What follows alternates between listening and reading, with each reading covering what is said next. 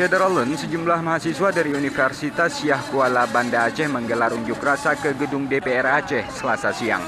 Mahasiswa mempertanyakan permintaan tambahan anggaran terkait kegiatan DPR Aceh. Sementara itu, Wakil Pimpinan DPR Aceh Irwan Johan bersama sejumlah dewan yang menemui mahasiswa membantah pihaknya tidak melakukan penghematan anggaran. Rapat koordinasi dan konsultasi keluar daerah ini khusus untuk pegawai. Ini khusus untuk pegawai, bukan untuk anggota DPR. Ya, ada anggaran 1, sekian miliar khusus untuk pegawai. Kemudian di situ udah untuk semuanya.